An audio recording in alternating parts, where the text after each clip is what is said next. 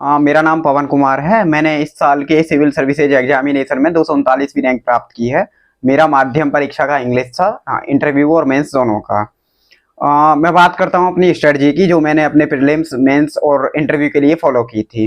तो प्रीलिम्स के लिए जैसे 6 सब्जेक्ट होते हैं जो कि इम्पोर्टेंट होते हैं, जिसमें आपकी हिस्ट्री है।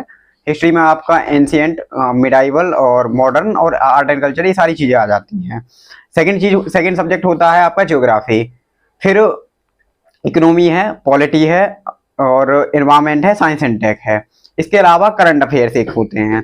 तो इनके लिए जो मेरे सोर्स रहे थे वो मैं आपको बताता हूँ। जैसे अगर मैं हिस्ट्री की बात करूँ और हिस्ट्री में अगर मैं एंशियंट हिस्ट्री की बात करूँ, तो मेरे जो प्राइमरी सोर्सेज थे वो थे, एक तो जो मैंने अपने नोट्स बनाए थे इंटरनेट या मेरी जो एनसीईआरटी वगैरह हैं उनसे जो मैंने बनाए थे, तो एक तो मेरे नोट्स थे जो कि मेरे प्राइमरी सोर्स थे। इसके अलावा मैंने आर एस शर्मा को फॉलो किया था एंशियंट के लिए।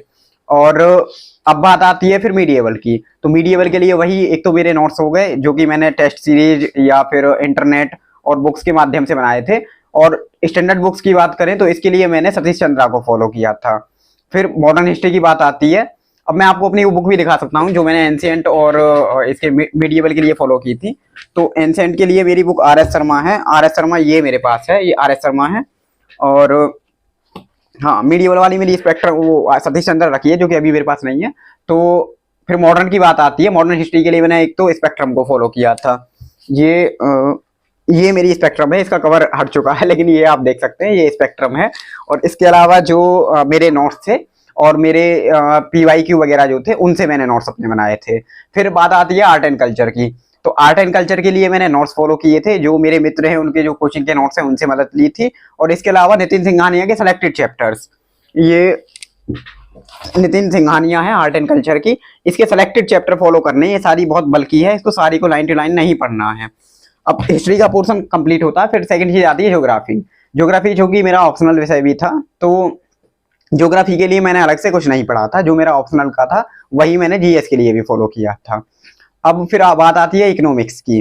तो इकोनॉमिक्स ऐसा सब्जेक्ट है जो थोड़ा चैलेंजिंग हो जाता है। अगर आप कोई स्टैंडर्ड बुक्स पर रिलाई करेंगे तो स्टैंडर्ड बुक्स बहुत ज़्यादा बल्कि हैं, लैंग्वेज थोड़ी टफ है। तो ऐसे में इकोनॉमी एक चैलेंजिंग विषय हो जाता है। तो अगर आप कोचिंग कर रहे हैं किसी भी कोचिंग संस्थान में, तो आपके जो क्लास नोट्स हैं वो आपके प्राइमरी सोर्स रहेंगे। और अगर आप कोचिंग नहीं करते हैं तो आप यूट्यूब के माध्यम से या जो टॉपर्स हैं उनके नोट्स के माध्यम से या आपके जो सहपाठी हैं जो कोचिंग कर रहे हैं उनके नोट्स से आप इकोनॉमी को कवर कर सकते हैं। इकोनॉमी को कवर करने में एक चीज ध्यान में रखनी है कि आप जो कॉन्सेप्ट हैं, जो टर्म्स हैं, जैसे इन्फ्लेशन है, डिसइन्फ्लेशन है, डिफ्लेशन है, तो इस तरह के जो टर्म्स हैं उनमें आपको डिफरेंशिएशन क्लियर होना चाहिए। आपके कॉन्सेप्ट एकदम क्लियर होने चाहिए, आपको रटने की जरूरत नहीं है इकोनॉमी में। इसके अलावा जो न्यूज़पेपर है, आप न्यूज़पेपर को रेगुलर फॉलो करें। इकोनॉमिक सर्वे आता है, इकोनॉमिक सर्वे को फॉलो करें, बजट को फॉलो करें। इकोनॉमी की बात यहाँ पे खत्म होती है। फिर नेक्स्ट चीज आती है पॉलिटी। तो पॉलिटी के लिए वही जो नोट्स हैं जो आपने बनाए होंगे अपने कोचिंग से या आपने किसी की मदद ली होगी, वो आपके नोट्स प्राइमरी सोर्स हैं। इसके अलावा लक्ष्मीकांत के ऑलमोस्ट सारे चैप्टर प्रीलिम्स के लिए इंपॉर्टेंट हो जाते हैं। फिर बात आती है ज्योग्राफी हो गया, इकोनॉमी हो गया, पॉलिटी। और फिर बात आती है उसकी साइंस टेक की। साइंस टेक के लिए क्या करें? तो साइंस टेक के लिए ये है कि जो 7th 8th 9th की एनसीईआरटी हैं, कोशिश करें कि वो एनसीईआरटी आपकी क्लियर रहें। और उसके अलावा जो आप नोट्स बना रहे हैं, किसी कोचिंग के क्लास नोट्स हैं या जो यूट्यूब या टेलीग्राम से आपने बनाए हैं, वो क्लास नोट्स फॉलो करें। प्लस जो आप पीवाईक्यू या मॉक्स लगा रहे हैं उनकी हेल्प लें। बात आती है एनवायरमेंट की। तो एनवायरमेंट के लिए आप जो आपकी करंट अफेयर्स है, ये साइंस टेक के लिए भी है कि करंट अफेयर्स एक तो आपकी होगी, दूसरा जो आपने नोट्स बनाए हैं वो नोट्स आपके जरिए होंगे। और एनवायरमेंट के लिए आप शंकर आईएएस की बुक आती है, जो कि मेरी ये शंकर आईएएस की एनवायरमेंट की बुक है, इसे भी आप फॉलो कर सकते हैं। तो प्रीलिम्स के लिए जो 6 सब्जेक्ट है उनकी स्ट्रेटजी मैंने बताई है कि मैंने क्या क्या सोर्स भी फॉलो किए हैं। फिर करंट अफेयर्स के लिए बात आती है न्यूज़पेपर और मैगजीन की। तो मेरे केस में मेरे साथ था कि मैं न्यूज़पेपर रेगुलर फॉलो करता था। अगर आप न्यूज़पेपर पढ़ पा रहे हैं और आपका माध्यम इंग्लिश है या आपको इंग्लिश पढ़ने में दिक्कत नहीं है, तो द हिंदू या इंडियन एक्सप्रेस में से कोई भी एक आप फॉलो कर सकते हैं।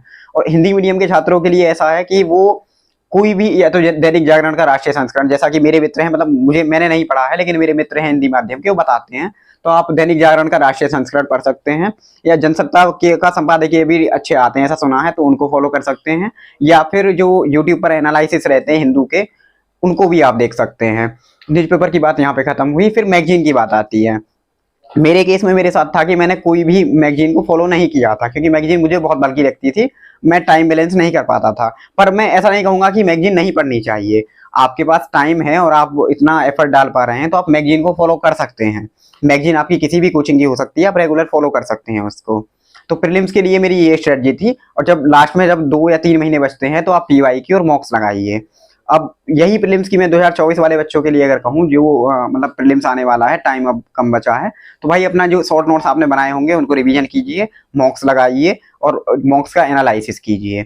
अब बात आती है मेंस की कि मेंस के लिए क्या किया जाए। तो वही 6 सब्जेक्ट जो आपने प्रीलिम के लिए पढ़े हैं वो आपके मेंस में भी हेल्प करेंगे। आप उस मेंस में थोड़ा सा बस नजरिया आपका बदल जाएगा कि किस तरह से चीजों को पढ़ना है। इसके साथ साथ आप आंसर राइटिंग करते रहिए। बाकी के जो बचे हुए सब्जेक्ट हैं, जैसे सोशल जस्टिस है, सोशल जस्टिस में कुछ टॉपिक हैं जैसे पॉवर्टी है, हेल्थ है, अनएम्प्लॉयमेंट है। तो इन टॉपिक को आप कोई स्पेसिफिक बुक पढ़ने की बजाय इंटरनेट के माध्यम से नोट्स बना सकते हैं, या कोचिंग संस्थान से अगर आप कोचिंग ले रहे हैं तो उनके नोट्स की हेल्प ले सकते हैं। आईआर के लिए एक तो आपकी बेसिक जो होंगी वो आपके क्लास नोट्स रहेंगे, या जो कोचिंग संस्थान है या इंटरनेट पर वेरियस जो चैनल हैं जो आपको इंफॉर्मेशन प्रोवाइड करा रहे हैं, आप उनको देख सकते हैं या उनको रेफर कर सकते हैं। उसके बाद में फिर आप करंट में जो घटनाएं हो रही हैं उनको आप लगातार उन पर फोकस रखिए। आप न्यूज़पेपर के माध्यम से रख सकते हैं। आप जो वेरियस यूट्यूब पर प्रोग्राम चलते हैं, जैसे राज्यसभा टीवी का बिग पिक्चर है, पर्सपेक्टिव करके एक आता था, उसको आप देख सकते हैं। या जो पॉडकास्ट हैं, कुछ पॉडकास्ट बहुत अच्छे होते हैं, जैसे कि हमारे फॉरेन मिनिस्टर हैं उनके साथ कोई पॉडकास्ट है, या कोई फॉरेन पॉलिसी एक्सपर्ट है उनका अगर कहीं पे पॉडकास्ट है, वो पॉडकास्ट हिंदी या इंग्लिश में कहीं भी आपको मिल सकता है। तो आप वहाँ उन पॉडकास्ट को रेफर कर सकते हैं आईआर के लिए। सोसाइटी के लिए मेरा था कि मैंने विजन आईएएस की मैम थी, उनके जो नोट्स थे उनको रेफर किया था, वो मार्केट में अवेलेबल थे। इसके अलावा सोसाइटी की एनसीईआरटी भी काफ़ी हेल्पफुल रहती है। फिर डिजास्टर मैनेजमेंट के 1-2 टॉपिक हैं वो आप इंटरनेट के माध्यम से कर सकते हैं। इथिक्स की बात आती है कि इथिक्स के लिए क्या करें, क्योंकि 250 नंबर का एक पूरा पेपर है। तो इथिक्स के लिए बुक देखें तो बुक एक लेक्सिकॉन आती है, लेकिन बुक में क्या है कि बहुत स्टैटिक हो जाता है। आपको स्टैटिक चीज़ें तो पता लग जाएंगी, लेकिन आप जो करंट में जो चीज़ें हो रही हैं, कोई घटना है उसमें एथिकल एंगल से उसको कैसे देखें, कोई एग्जाम्पल है उसको कैसे यूटिलाइज करें। तो इसके लिए आप जो चीज़ें समाज में जो हो रही हैं, जो न्यूज़ में चीज़ें चल रही हैं, उनमें एथिकल एंगल देखने की कोशिश करें।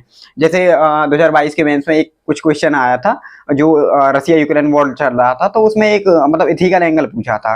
तो हम कोशिश करें कि जो घटनाएं चल रही हैं उनमें एथिकल एंगल को देखने की कोशिश करें, और कोशिश करें कि अपने आंसर में जो ऐसे जो दैनिक जीवन के एग्जाम्पल हैं, कोई रियल ब्यूरोक्रेट के एग्जाम्पल हैं, उनको डालने की कोशिश करें एथिक्स में। और पूरे ओवरऑल मेंस के लिए एक चीज़ है कि आंसर राइटिंग बहुत रिग्रेस आपको करनी चाहिए। एटलीस्ट जो प्रीलिम और मेंस के बीच में 3 महीने का टाइम मिलता है उसमें तो एकदम रिग्रेस करनी चाहिए। और आइडियली होना ये चाहिए कि आपको पहले से ही आंसर राइटिंग करनी चाहिए। अब बात आती है इंटरव्यू की। तो इंटरव्यू के लिए कोई स्पेसिफिक कंटेंट नहीं होता है। जो आपके जीएस के 4 पेपर हैं वो आपकी हेल्प करेंगे। एक चीज हो गई। दूसरी बात होती है कि न्यूज़पेपर, उस टाइम आपको कम से कम 2 न्यूज़पेपर फॉलो करने चाहिए। एक इकोनॉमिक स्पेसिफिक होना चाहिए जो बिजनेस स्टैंडर्ड होता हो सकता है, इकोनॉमिक टाइम हो सकता है, और दूसरा आपका रेगुलर न्यूज़पेपर रहेगा जो कि इंडियन एक्सप्रेस या द हिंदू होगा। आप न्यूज़पेपर के माध्यम से जो करंट में घटनाएं हो रही हैं उनसे रूबरू रहेंगे। फिर एक बात आती है कि डेफ के बारे में, डेफ का क्या करें। डेफ में कुछ 3-4 चीजें होती हैं। एक तो आपको पर्सनल अपने बारे में जानकारी होनी चाहिए कि आपका एजुकेशनल बैकग्राउंड क्या है। आप अगर किसी एजुकेशन संस्थान से हैं तो उसकी हिस्ट्री आपको पता होनी चाहिए, उसके फेमस जो एलमनाई हैं उनके बारे में आपको पता होना चाहिए। फिर बात आती है कि आप किस एरिया से बिलोंग कर रहे हैं, उसकी हिस्ट्री क्या है, ज्योग्राफी क्या है, कुछ आर्ट एंड कल्चर या जीआई टैग वाली कुछ चीज़ें हैं वो आपको पता होनी चाहिए। कुछ फेमस पर्सनैलिटी अगर आपके यहाँ की हैं तो उनके बारे में आपको जानकारी होनी चाहिए। अगर आपका नाम कुछ यूनिक है, आपके नाम का मतलब आपके नाम से जुड़ी हुई जो भी पर्सनैलिटी है उनके बारे में, आपकी डेट ऑफ बर्थ में कुछ स्पेसिफिक हुआ है उसके बारे में आपको पता होना चाहिए। फिर डेफ में ये सारी चीजें, एक हॉबी की बात होती है। तो आपकी हॉबी वो ऐसा एरिया होता है कि जिसमें आपका इंटरेस्ट है, जिसको आप रेगुलरली करते आ रहे हैं। तो आपकी हॉबी के बारे में आपको अच्छे से तैयारी करनी चाहिए। इतना सारा इंटरव्यू का है। और इंटरव्यू में मॉक्स काफ़ी हेल्प करते हैं। वो एक तो आपकी कम्युनिकेशन स्किल को इम्प्रूव करते हैं, दूसरा ये होता है कि आपको एक जो अंदर से जो हेजिटेशन होती है वो निकल जाती है, और आपका डेफ या करंट अफेयर्स की जो भी चीज़ें हैं वो 1-2 बार आप प्रैक्टिस कर चुके होते हैं। तो ये मेरी सारी प्रीलिम्स और मेंस और इंटरव्यू की जो भी स्ट्रेटजी थी ये मैंने आप लोगों के साथ शेयर की है। Thank you.